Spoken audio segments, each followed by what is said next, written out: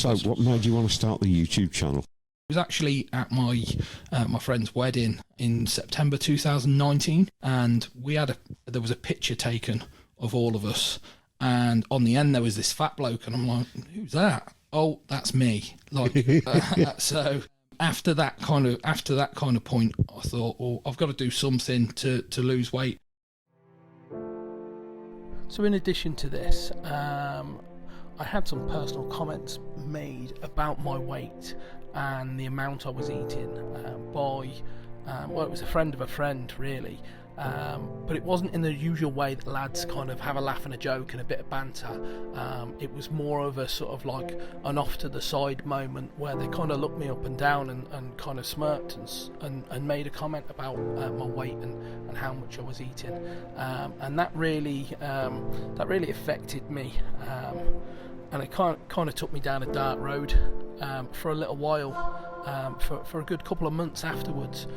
And then obviously I started to look at different ways I could lose weight, and I was looking through some old photos of when I used to be quite active, really into different sports and stuff like that. And I remember thinking to myself, I really, really wish I could turn back time and go back to this place. And it was about that kind of time where I came up with Turning Back the Clock.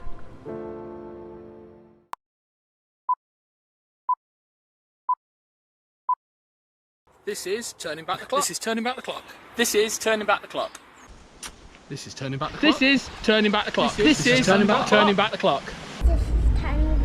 This is Turning Back the Clock. This is Turning Back the Clock.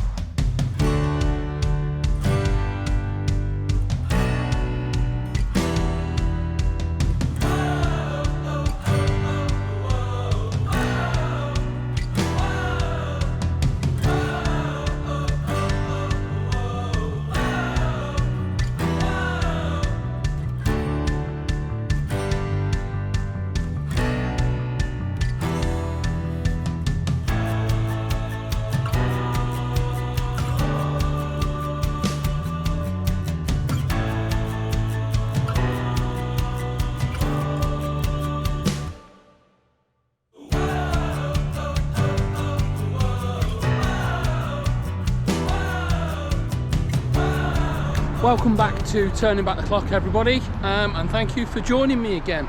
As you can see from the little intro that I did there, since the channel started in 2020, I've actually done loads and loads of different stuff. I think we're now at somewhere like 250 uploads to YouTube, and total viewers hit 100,000 views late 2023. So yeah, really going well.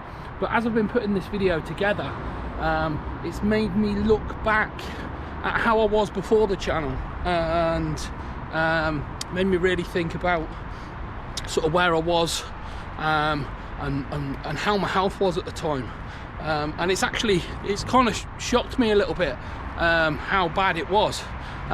It's difficult because you can't see from the photos that I've put up how bad it was, because what I was doing at the time is I was suppressing any photos being put on social media by anyone. So there aren't really any photos of me at my biggest. I struggled to find the two that I've got. So I wanted to talk a little bit about that first. So mainly, the one thing I've realised is the biggest part of the problem was my lifestyle. I wasn't exercising, and I was eating really badly. Just to put you in perspective, there was one particular day where I think I had a McDonald's for breakfast, a KFC for lunch, and then I ordered Chinese takeout when I got home for dinner. And just by saying that, you can tell that's a massive overeat for one day, especially for someone who wasn't doing any physical exercise at the time. And that was a regular occurrence. To be honest, I don't really know how I afforded to do it. But a combination between spending lots and lots of time playing on the Xbox and lots of overeating, it really put me in a in a bad kind of place. And then obviously the thing that triggered it all was the photo at the wedding that you saw at the start of the video, and also the comments that were made to me by other people. But up until that point, I knew I'd got a problem, but I hadn't really addressed it. So it kind of gave me a bit of a kick and allowed me to make the change that I needed to make. And looking at some of the stuff that I've done over the last 4 years on the channel, some of it's really, really good, some of it's really, really impressive. So I'd say one of the best, or the greatest achievement for the channel so far would be the Hadrian's Wall adventure.